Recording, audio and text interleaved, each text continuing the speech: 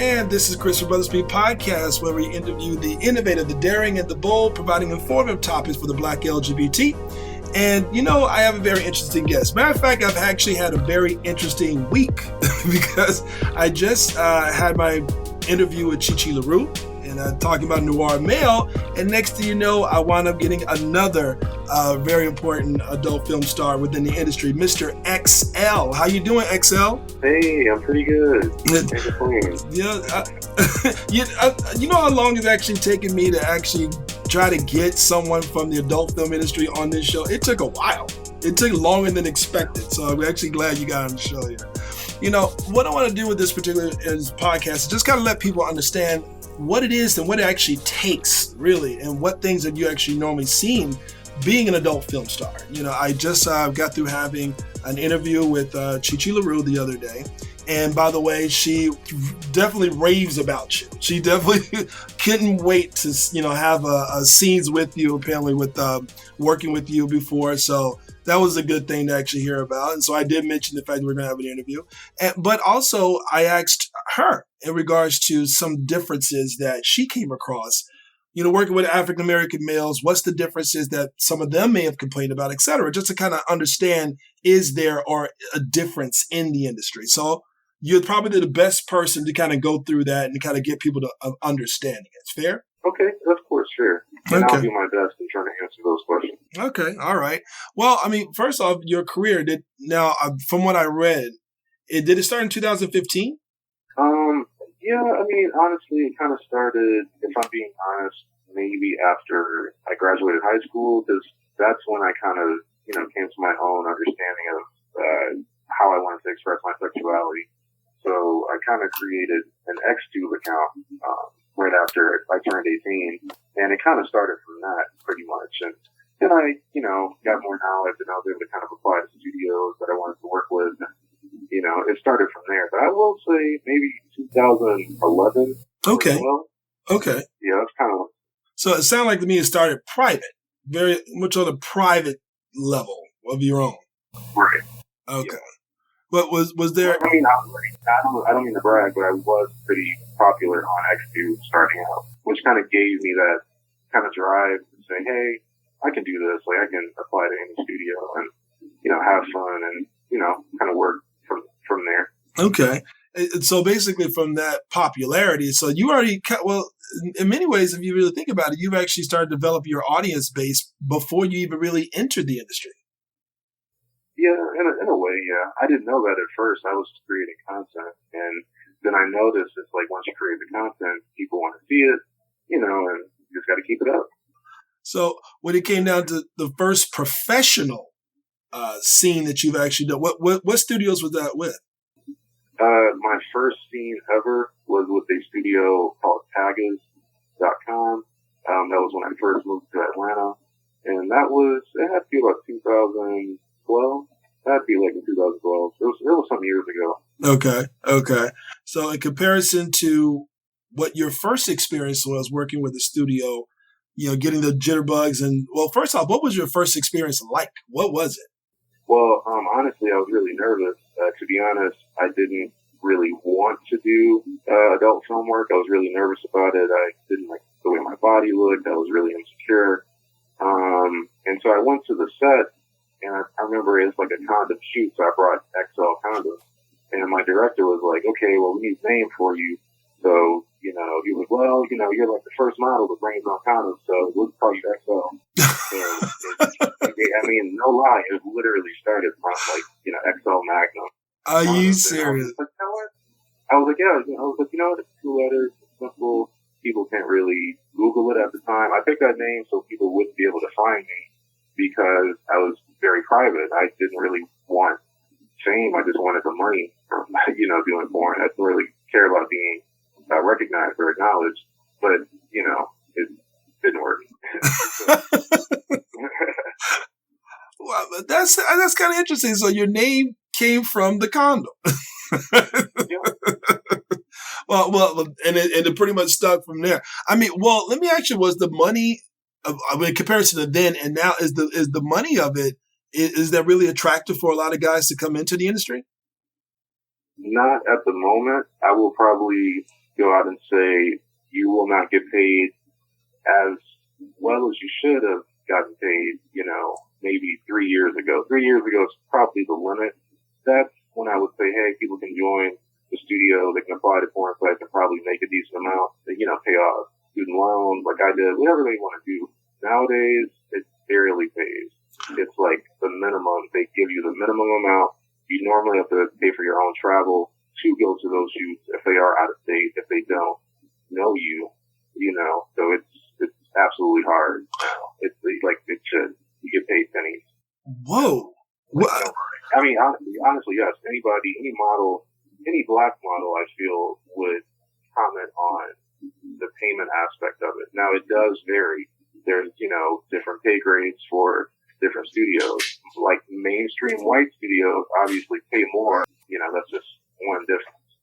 So wait a minute. So, I mean, is it because of the fact that the demand for models is just so much that some of the studios don't feel that they should have to pay much better dollars than what they should? That's one reason. The other reason is piracy. So as videos leak and they go to MyVidster, Pornhub, a lot of these companies can't afford to keep their memberships active. So people used to pay for porn, whereas now it's like if you can get it for free, nobody's going to pay for a membership to a site, which makes the site shut down. So they can't pay the model. Oh, wow. It's really similar to like the music industry. Yeah. It works the same way. Wow. So in this particular case, so from the time that you've started to the time that where you are now, because people consider you to be, I know I read previous articles mention that you still have the issue of being a star. Because people consider your body of work. You have a lot of body of work. You definitely do great things. They follow you. So when you say the word adult star, what exactly, I mean, do you feel that you've kind of gotten to a level that people say, you know what? Excel, man, that's one of those guys I want to be like him. Do you ever consider yourself to be there yet, to be something that people say he is an actual adult star or a star within this industry? I mean, if you're asking me honestly, not really, because like even if I travel, there are certain people who may not even know who I am. I'm very like normal and very regular. I don't really want to be seen. I'm really private, so it's like if I'm out in public, more than likely people may recognize me, but I don't entertain it for too long. Okay. I don't know. It's like I don't consider myself a star. It's just like I like creating content. I like foregoing a black male aesthetic of looking good and having fun and being sexual and intimate. But I don't really care for the fame aspect of it. It's pretty invasive.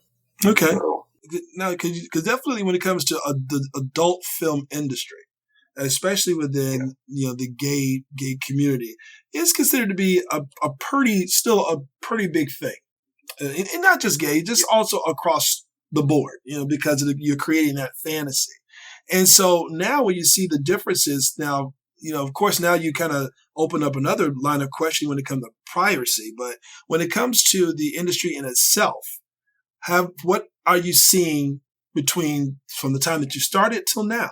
Has it been getting better? Has it been getting worse? I mean, what exactly do you see? And, this is just my opinion. It may differ.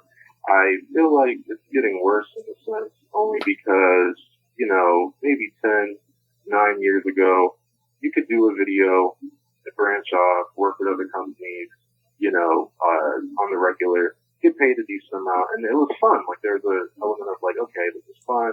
I'm a porn star. I like doing this. Now it's just kind of like contractual work. It's like as soon as you get a gig or you get a scene, you have to apply to several other studios and hope that they will hire you. More than likely they won't. They just don't like spending money. So it's just like it's harder to get consistent work. Some people now may do 1 or 2 scenes and then they stop, or they can't find any other work, especially in the black gay porn industry. Now, I can't speak on the other side, but I know a lot of models here in Atlanta, they cannot get work at all. It's just like they did a few scenes and then that was it. It's a little harder to kind of get work now. Whereas maybe 8, 9 years ago, you could apply to several different studios. They would easily fly you out there, come to you, film, it was a little bit more flexible. Wow. So, I mean, now let me ask you this, is the number of studios going down or increasing? I would say the number of professional studios are going down. Independent amateur studios are starting back up. The thing about that is it's like they don't pay as much as a professional studio. So you are a male professional studio. There's certain people now that operate. You'll get certain residuals from it, or you can sell certain memberships, but it won't be the exact amount that you would get from maybe two singing. You know what I mean? The difference in payment is pretty extreme. Wow.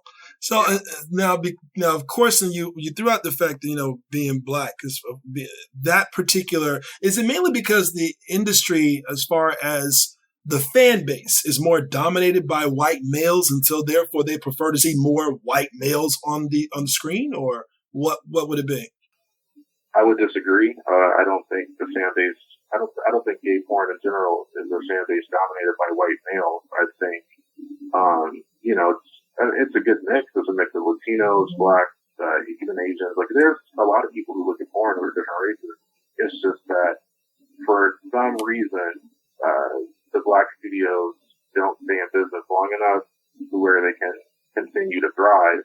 And a lot of mainstream white studios either have really, really good funding to where they will kind of never shut down, like men.com and, some various other ones. But it's just like, you can look at the Black studios, you'll notice they don't put out scenes on the regular anymore because they just don't have the means to do so.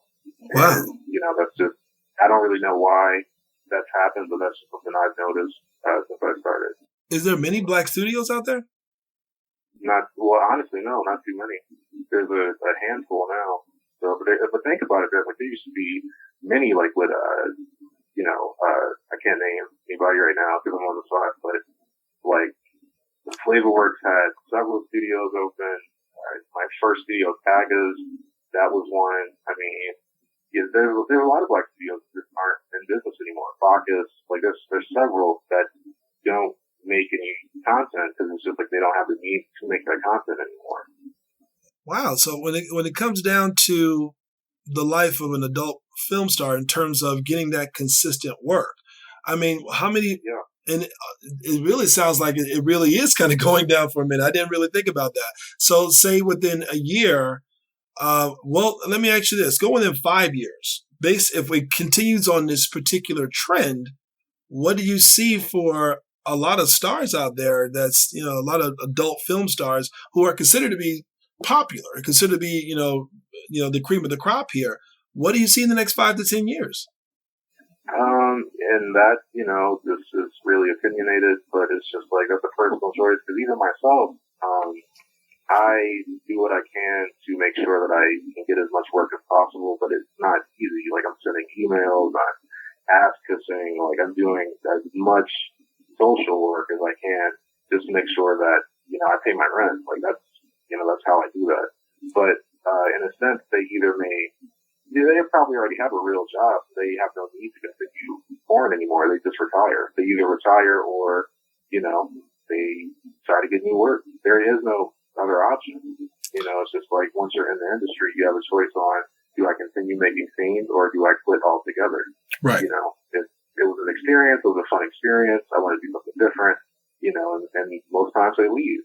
They leave a legacy, but it's their choice to leave if they want to leave. No, it sounds like, because when you said that you send out the email, so therefore you don't operate, the industry doesn't seem to operate with agents representing the stars, and that doesn't happen? That's not something that's really done?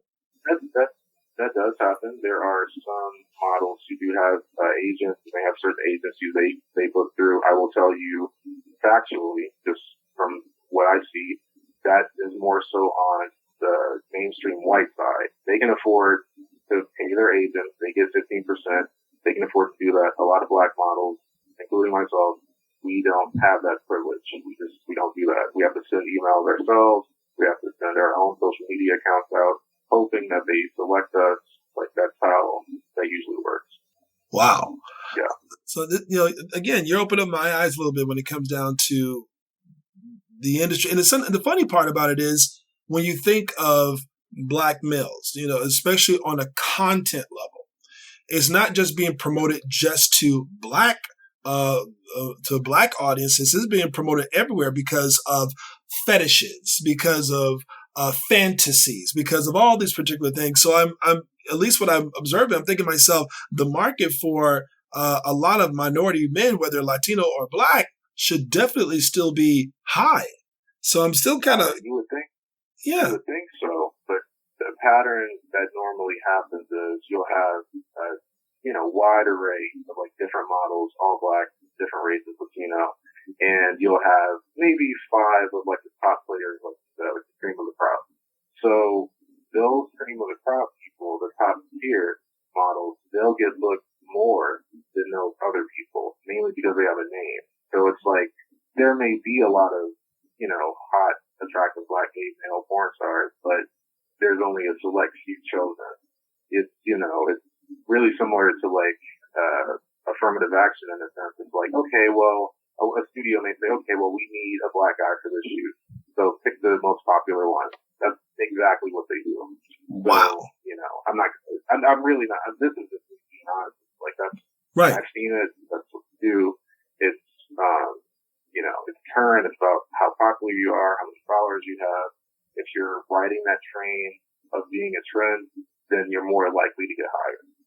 Wow. So it really, to me, actually does sound like the music industry. Because even right now, the music industry, they look at it's almost like you develop a following prior to even really getting a contract, right? You basically make sure you put your music out on SoundCloud. You make sure you get new songs out of time. You keep driving and do performance, etc., getting that audience before even coming to. But one thing I've noticed about the music industry is that, and it seems like I'm also seeing that within the adult film industry, the music industry these days, quite frankly, don't need a studio. They really don't need a studio anymore. And now when I look at adult film actors, they're going out there doing strip clubs. They're going to do their own scenes and independent when it comes to OnlyFans. There you go. So I'm looking at those particular opportunities are now beginning to open a lot more. Do you see a lot of guys going that direction and saying, you know what, if I'm not going to get picked up by a studio, I can do it on my own? Are those avenues opening up a lot more? Are you seeing a lot of guys going that direction? Absolutely. That's that's kind of like the counterattack to, the segregation issue. It's like a lot of black models, especially here in Atlanta, friends with a few of them, they have very popular OnlyFans pages and they make a lot of money through that. So see, the thing is, it's still competitive because that's really similar to, kind of like releasing a selection of scenes that are amateur quality. So the quality is in studio already. It may be less than 4K. It may be 720p. These are like phone videos. They're hot, but they're phone videos. So it's like you have to compete with a studio on that level so people can subscribe to you and pay you as much as you would make from a booking from a real studio. And it's hard to match that. It's like you can probably get away with this for 5 months if you're normal and you have an OnlyFans, but if you're a top tier OnlyFans person, that's like you have to do a lot of work, in other words, to make money from OnlyFans. Because there's so many people with an OnlyFans account, so it's just way too competitive. Yeah. If that makes sense. Yeah. Well, yeah. If you really think about it, of course, everybody got a budget, so you can't spend money. Yeah, because everybody isn't going to buy the $10.99 subscription for every single person they're attracted to. Exactly. They pick the people with the best quality, and those people rise to the top, and they make the most from OnlyFans. And other people just don't. It's not as lucrative. So wow. So when it comes, I don't even have an OnlyFans. I've never created one. I've been told to make one several times. I'm not. I don't know. I'm not in a position to where I feel like I need one right now. Like when I need one, I'll make one. But right now, it's just like I don't really want one. I don't know. Is it because of the fact that you pretty much you have a nice clientele? I mean, like I said, Chichi LaRue, she just told me about, so that she definitely wanted to work with you for quite some time. So therefore, you guys got to work with each other, or already have worked with each other. And it seems I recently worked with Chichi, and it was great. And I will be back to work with her again. Yeah. This month. Yeah, she indicated that she definitely enjoyed it, and the thing about it is, I'm thinking to myself, okay, well, if the audience, the audience is there, the capability for you to make on more independently, I guess you could say, with on your fans only .com, OnlyFans, etc., and or opportunities, etc., like that, but to where you still don't feel that you're quite there yet. Why? Is it because you still have a nice steady clientele that really desires your work and consistently requests you? It's probably that, but realistically, it's the real time nature of taking my phone, finding people, telling them I'm trying to record, possibly paying them. It's like in a sense, you're creating your own self-made studio once you have an OnlyFans, because you can't just make one video. You're expected to do a video a week, sometimes 3 videos a week, and you have to keep that up for so long. I just think with my schedule, I just don't have the time for it. Perhaps I just don't really want to do it. I mean, I have sex, seemingly a lot on film, but in my private life, like I'm very chill. Like I'm not fucking somebody every day. Yeah. In order to record them, it's like sometimes when I do a scene, I may not have had sex for like a full month, and I'm doing a scene, and it's just me and that person giving each other like intimacy. Like I don't really hook up as often to make an OnlyFans. When it comes down to a day in the life of an adult film star, what does it look like? I would probably say the first thing is like the gym, especially now. Anybody professional usually hits the gym, maybe 3 times, 4 times a week. Constantly grooming ourselves, making sure we look good, eating whatever we want to eat. I guess that, you'll have work maybe set out every 2 weeks. You'll have a booking, and you'll do that booking. You'll come back, gym, relax, have fun, promote yourself on social media. Like it's a good mix. I can only speak for myself. I can't speak for every other adult. Right. Yeah. Were you working a regular 9-to-5 job while you were building your audience and putting up your reputation there?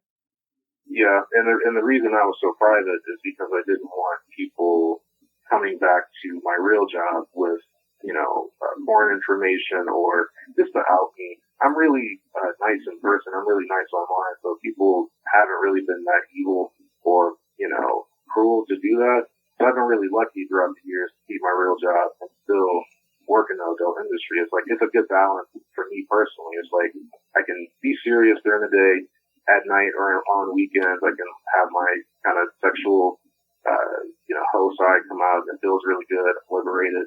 So like for me, it's a balance. Like I work a real job and I do adult film entertainment, and I'm allowed. So I'm not in politics. I'm not in education. So it's not really a hindrance to my job. Okay. When it comes to the lifespan of an adult film star, what's the average number of years you say people are in and they're out? Like back in the day, let me see, maybe 6 years ago, I think a lifespan would be 5 years.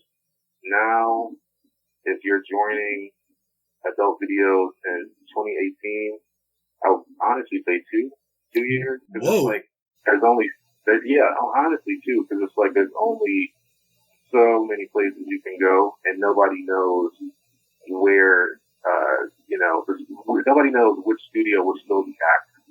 It's like, with so many different, like, studios shutting down, not enough studios opening up, we don't really know how long we have as far as, like, work goes. So, like, you take the work and you can get it, but it's like, never promised. It's very much that kind of Hollywood cliche. It's like, well, once you got a gig, okay, that's great, work, get paid, but make sure that you have another one coming up soon, or you're not going to eat. Like that's kind of what it feels like. Wow, it definitely seems like those who actually come into this industry, you better know exactly what you're dealing with prior to even coming in. Now let me ask you in terms of escorting. Because the thing about it is, I think I don't know, or I get the impression that I thought strip clubs as well as actors go hand in hand. But you know what? It seemed like to me that's also probably not spoken as much is escorting. Is that also something that is still maybe not spoken enough, but is definitely a part of the industry? Honestly, I escort, but it is very separate from the porn industry. When you do porn, you're there to film the video, you're there to promote your scene, you're there to be your porn star name, but it doesn't really coincide with escorting. Escorting, you have to create like a Rentman account.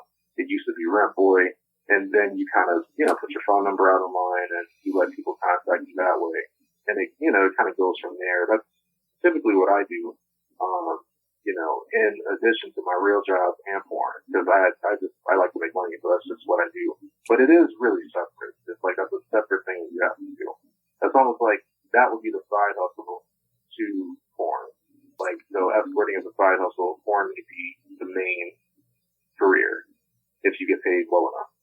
Wow. So when it comes to any sort of relationship or someone coming into the life of XL as it stands right now, would you really have time for a relationship? I've dated someone at an ex. We dated for 3.5 years. Okay. It was a good relationship, and it didn't end because of the porn. It just ended because we kind of grew apart, and he moved out of state, and we weren't really getting along anymore. So it was pretty normal and natural. But honestly, after that, I'm not really dating anybody. I'll hook up occasionally. It's really rare when I do, but it's got to be a certain guy I'm into, and we can go from there, hang out, play video games if they have similar interests to mine. We can hang out, have sex, but I don't hang out. So I'm not in that zone. Right. I don't want to date anyone anymore. And that sounds sad, but it's just I'm really enjoying being single right now. But and for some, that may be okay. Definitely. I mean, what I've observed, and again, what I even told Chi-Chi is I'm normal like everybody else. I will every now and then go to Twitter, go every now and then go on Tumblr and, check out the scene of some actors. I say, who is that guy, But the thing about it is I'm thinking to myself, okay, if I am doing this, and especially because I've seen some people promote that they're going to this particular club to dance. Is dancing also something that is kind of common for majority of the guys out there, or is just something that, again, is just another side hustle, and it comes and goes? Yeah, and dancing has its own kind of promotion, popularity. If you're a dancer, more than likely you can kind of transition to modeling and then adult film work. That all kind of coincides with each other too. But escorting is a little separate because people can be really scared to kind of ask for an escort because, it's still, in their sense, illegal prostitution. But even though it's consensual sex, I'm not going to get into that argument, but it's just a lot of people are scared to ask for, hey, I want to have sex with you. I'll pay you. How do I go about that? I even get emails now of certain people scared to just openly say that, Right. So, and it is really separate. Why do you find that is still something that is scary to just come right out and ask? I really think society kind of demonizes sex work to where, they place this a moral value on paying for sex. But honestly, in a sense, to me, everybody pays for sex. It's you may not be admitting it, but in a sense, it's if you go on a date and it's a bad date, and you spend money on a meal, you buy gifts, you date someone for a good month, it doesn't work out, it's terrible, you hate the person. I mean, in a sense, that's still a financial burden that you place on yourself, and you could have just got an escort for the same process, and it would have been less stressful. I meet certain people with that same mindset. They'll either be married, but they aren't living with their spouse, and they still want to hire escorts. They need affection. They want intimacy with somebody else. To me, that'll never be a crime. I don't think that's illegal. Consensual sex shouldn't be illegal. It two adults consenting. It's a payment for a service. That's it. Like, that's just my opinion. Again, the persona. There's a certain persona that you see this person on film. And don't get me wrong, a lot of people kind of develop their own ideas, but that's also part of the fantasy. Have you ever been, when it comes to, again, this part of the life of an adult film actor, stalked by anybody, or, have definitely had the wrong interactions with fans? Absolutely. Yeah, I've been stalked, online, maybe some trolls, they bash me. Overall, I'm to the point now where I've been doing this for like 6 years. It doesn't really faze me anymore because like my family knows what I do. They accept me for that, especially like my dad. My dad's really cool about it. There was like one situation where somebody thought they were trying to out me or expose me by mentioning that I did porn in front of my father. And my father's very overprotective. He does not mind like standing up for me in any way possible. So it's just like I have a really good family, I have a really good support system, so I don't, it's like I don't really let the drama get to me often. Right. It happens. I may speak on it, but it's not often I let it get to me. Any stalkers, like usually they're dealt with, whether it's a court case, whether it's physical violence or retaliation from me, which has not happened recently, but I'm just saying it's gotten to that point. So yeah, I mean, I'm a big boy. I can defend myself. Right. So that's not really a problem. Now, again, one of the articles I did read in regards to body insecurities, is that something that, because there's a lot of guys who are extremely buff, and there's some guys who are not, and it actually is perfectly fine for their image. Is that something that is still every now and then concern for you? I'm really honest with, my supporters, my fans, and even studios. I'll tell them straight out, like, I like to eat. I was born in New Orleans. I love seafood. I love donuts. I love pastries. So it's like, casually, we need to look a certain way on film. So we need a six-pack. We need super bulging muscles. I get that. Normally, I can give some of that, but at times it's like it's summer and I'm enjoying my summer and I'm like eating. I'm not really worrying about a diet. I just kind of say fuck it. Like I'm just like, the studio will accept me as I am, and if I'm attractive enough, it'll pass. But like I try not to take that too serious because it really can fuck up your mindset. Like then you're thinking about, oh, I gotta look this way every day. I gotta look this way constantly. Like that's how body dysmorphia happens when you don't feel comfortable with the way you look, and somebody else is telling you how you should look. So you're constantly trying to change that. To me, I just don't like that. I've never been a fan of that. To me, it's like I'll do my best to look as healthy, muscular, and beautiful as possible, but I'm not gonna kill myself over it. And in the past, I've talked to studios, and what kind of started this is like I was applying to a couple of different studios, and I got an email back, and they said, we love your pics, you have a great face, but you're a little too fat. And to me, I was like 175. Like I didn't think I was fat at all. I just probably didn't have a six pack, but I was being called fat. Right. And like the damage that you can have on someone by calling them fat, and they're in the industry based on their image, it just seems really destructive. So it's just like I'm not going to allow somebody else to have that power over me. So I just, I kind of separate it like that. Are a lot of guys out there driven by the body image to the point where, steroids come into play, or they're working out 3-4 times a day? Do you see that a lot? Yeah. I mean, certain people use, certain people don't. Certain people do it the natural way. There has to be a certain discipline in someone to say, I want to, work this hard on my body to where I look a certain way. I try my best. I'll be really honest. Like, I try my best. I'm certainly not at a top performance level of looking ultra buff all the time. I like to look very natural. Studios may hire me because I look very natural, and it works. It really depends on the model. It depends on the person, because you can be buff, but that doesn't exactly mean you'll make a great porn star just because you're buff. That doesn't that doesn't mean that you'll look great, but you actually have to perform and, have the mindset to kind of power through these scenes and have the image for it too. Like, that also matters. What does make a great porn star? I'm not sure that's really based on perception or not, but on film, what does make and translate it as to be, a really good thing on film? What makes a good porn star? Someone who can kind of hop in and out of sexual attraction to people on set. Sometimes you're going to get certain models that you aren't attracted to, but you have to still do the scene, and you do it because you want the viewers to be happy. And in a sense, you're a performer at that point, so it's just like you're performing for an audience. If you have that in your head, automatically you're a good porn star, because that's the point of the job.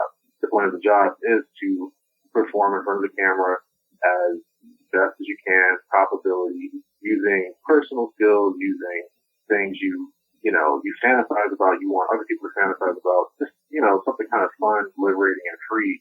If you have that energy, then typically you're a good porn star. You're not just laying there getting fucked. People who just lay there still, like a dead body, not really moving, that, I guess, would be the definition of a bad porn star, but you have to have, like, a little energy, personality, you have to have, like, a certain vibe with it.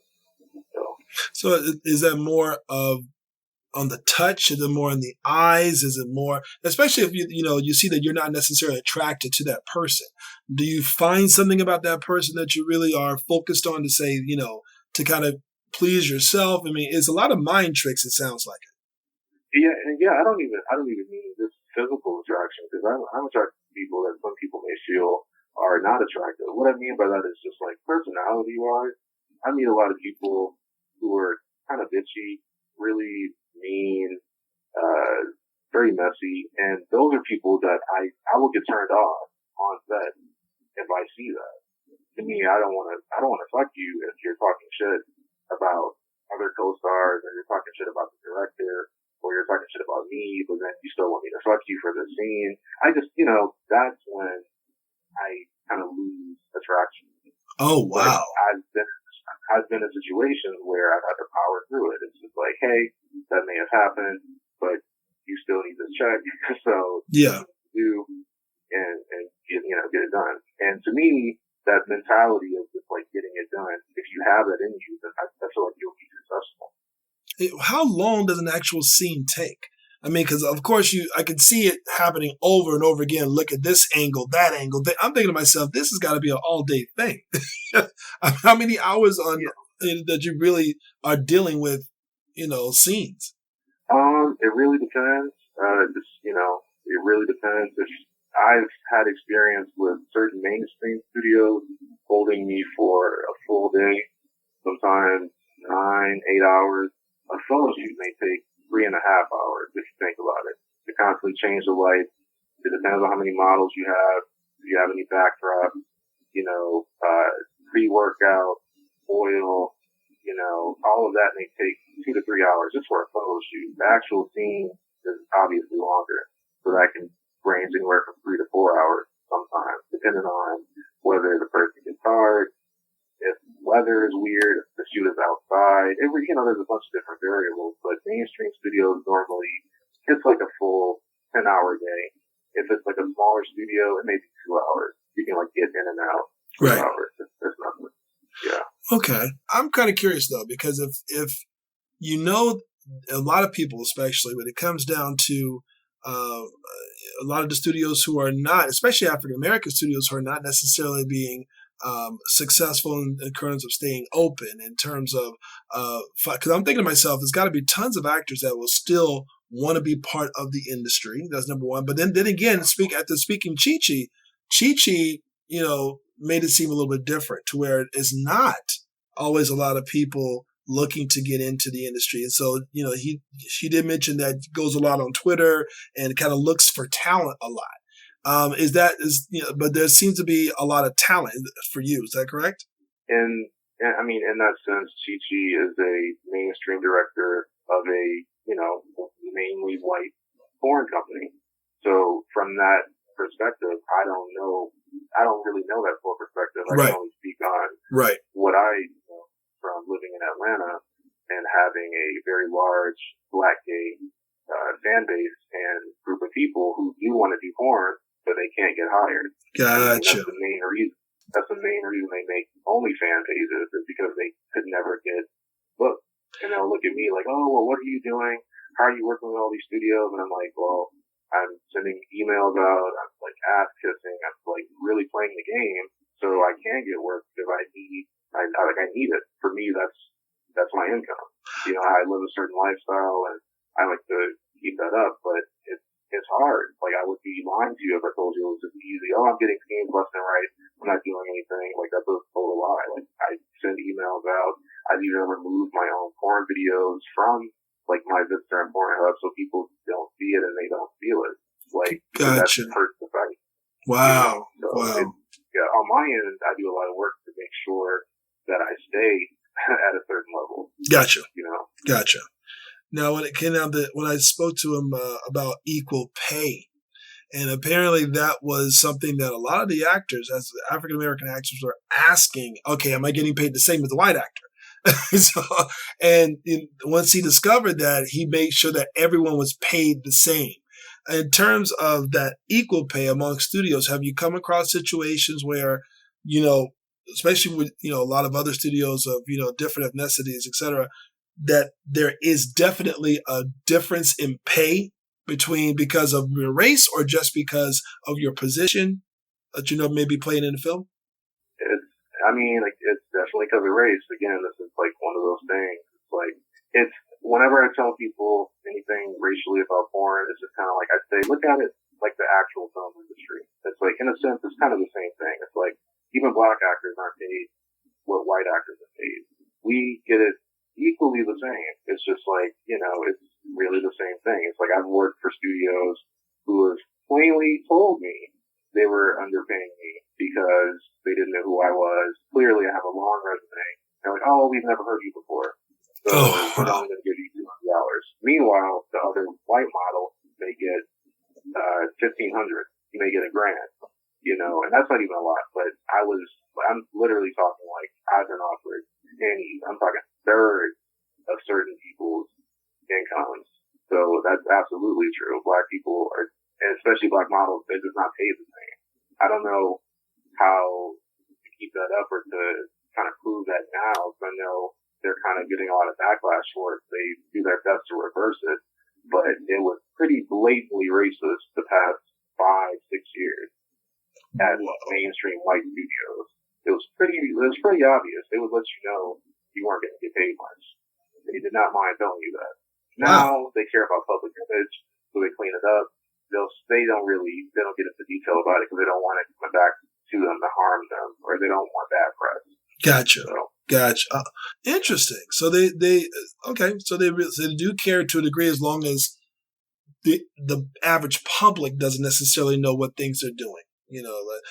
Okay. In that sense, it is like the movie industry. Because if I remember Forrest Gump being the fact that it was such a popular movie, but the author did not get a lot of money for that, doing that for, giving the rights to it. They really gave him pennies. And so it wasn't actually until the movie studios said, let's give him a little bit more, was when it actually got out into the public eye. And people start to, so that really does show that the public really does have muscle in regards to that. And bad publicity is still a concern for a lot of studios, even adult film, showing, at least to me, that having a nice, strong audience that follows you, those strong followers, really is important because they can also come to your rescue when you need them. Yeah, there's been situations with other models, other than myself, who have made statements like, hey, this guy got paid obviously more than me. They posted a picture of the email, and of course, that's backlash, and you're not supposed to do that. They give you a disclosure form to where you're not really supposed to share that information.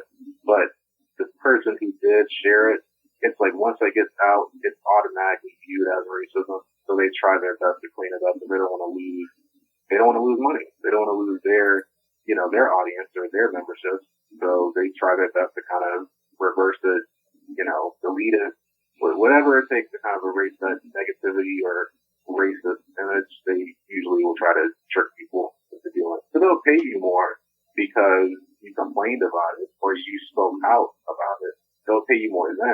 don't say anything, or if you're new, or if you're even a veteran model and they don't really know you because they probably aren't looking at ebony or black porn, then they will underpay you. That's just, that's how it is.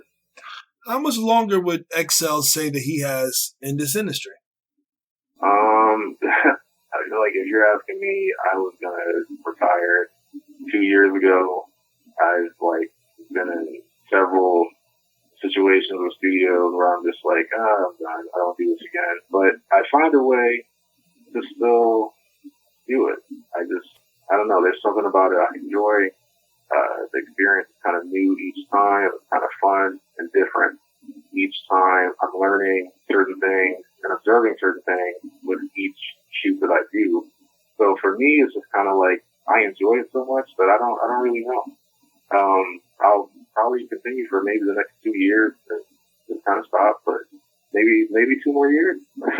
Okay, so 2 more years. So after that, what will be the plan, the exit strategy? I mean, I will just tell people I'm retiring. I just wouldn't, I wouldn't get on a plane and shoot anymore. But I mean, other than that, I would be the same. My Twitter would be the same. My public outreach would be the same. Like my voice would be the same. I would still escort. I mean, even with the real job that I have, I'm still gonna escort. Like, I like meeting different people. I like networking in that way. I meet a wide variety of interesting people. I travel the world, honestly. To me, I have a lot of fun doing that. Yeah. I don't see escorting stopping, but as far as porn, this is my longevity. I feel like I have maybe 2 years left, and then that's it. Yeah, I would think that with the knowledge that you've gained through the years, knowing the ins and outs in the industry, what to do, what not to do, maybe even writing a book or working with the studio, not necessarily in front of the camera, but behind the camera in some cases, or behind the desk in some cases. Has that ever been something that, to all this knowledge that not necessarily to just kind of go away, but necessarily to utilize it in a different manner? Absolutely. I planned on filming for Dogtown, USA, but they're located in New York, so it's a little hard to do from Atlanta. So that was kind of a failed dream, but, Read It Raw, Black Rain Productions, he was been really cool. He's let me write scripts. He gives people the chance to film if they want to film. There's certain studios that will kind of let you do it if they trust your judgment, if they know who you are, they see your vision. They'll let you do it if you're serious enough about it. So they'll definitely let you engage in that, directorial side of it, behind the scenes. Is that something you see yourself ever trying? I think once I finish filming and I'm not as jaded or pressed, I'll probably be in a stage where I am directing people. I don't want my own site though. I don't want to hire people and pay them separately and keep them on a list. I would love to direct though. I am a photographer. So that's something I already do. So it's like I have directed certain scenes. I have, photographed people, as models. I've done that. So I'll continue to do that. Okay. So that sounds like to me that there could possibly be a little bit more to XL right after when everything is all said and done. Oh yeah. Most stuff. I'm not, I hope whatever content I put out feels enjoyable. I try to give my best to my personality and to whatever I do. And a lot of people see me for who I am and they appreciate it. And, there's a small amount of people who don't. And, that's pretty much it. So it's I feel like I'm doing what I want to do and it's beneficial, not only to me, but to other people who may want to know, the industry. So. You know what I've also noticed when it comes to you? I've also noticed it seems like you're a person that really drives and really goes by the energy. It seems like that seems to be something that kind of comes up in previous articles in terms of the person's energy. How is that for you? Am I off by saying that? No, that's 100%. I'm very energy based. I don't deal with anything that would harm my spirit or bring me negative energy. If I have to by force, it's normally I'm really angry the whole time and I'm really passionate about it, but I'm not doing it for them. I'm doing it for myself. And normally that comes across still in a good way, because it's like I'm motivated to do it because it's so negative. Gotcha. Well, I mean, so you consider yourself more of a person who's spiritual in this sense and does everything to protect that comfort of peace within. Is that far-fetched or not? Yeah, of course. That's me every day. Yeah, that's like, that's what life is about, honestly. It's like, people are told what to be. We have these goals and aspirations, and beyond that, there is stress. Am I good enough? Am I making enough money? Am I where I want to be financially? Do I look good enough? And it's like, beyond all of that, which can be negative, you do have to find a positive side to that by trying to, cope with certain things. So it's like, I'm in a very negative industry, most people would say. But to me, it's like you can turn it into a positive just depending on your outlook. It's like, it depends on how you go about it. Gotcha. But, I always try to be very free-spirited and just open. I like to have fun. That's just my personality. Well, one thing's for sure, XL, you definitely gave us a lot of understanding of what it really is to be number one in the industry, because it's such a fantasy-filled results, I should say, from all those actions that it portrays to be a certain way, but it's a lot of hustle and bustle in this thing. is definitely something that, for those who are planning to come into this particular industry, you better know exactly what you're getting into, understand the studios, your outlets, and what the good and the bad is about it. So let me tell you that I really appreciate you giving a very candid, a very honest interview. I really appreciate that, because, like I said, to actually capture that on a podcast, I don't know if people really get a lot of podcast requests for this type of interview. Do you? Not really. I haven't done an interview like this in maybe a year. I've done a podcast 2 years ago, and maybe some online articles, which I'm also pretty honest about. But it's just like, I don't want to lie. I don't want to give you a false painting of what I do, or to fabricate it by making myself seem bigger than I am. To me, I know who I am. I do what I want to do. I'm very honest about what I go through, because I care about the industry, especially the Black industry. That's why I'm very socially active, because it's like, that matters to me. Because in 2 years, if I'm not working anymore, somebody may not know who I am, or they may discard just because of my race.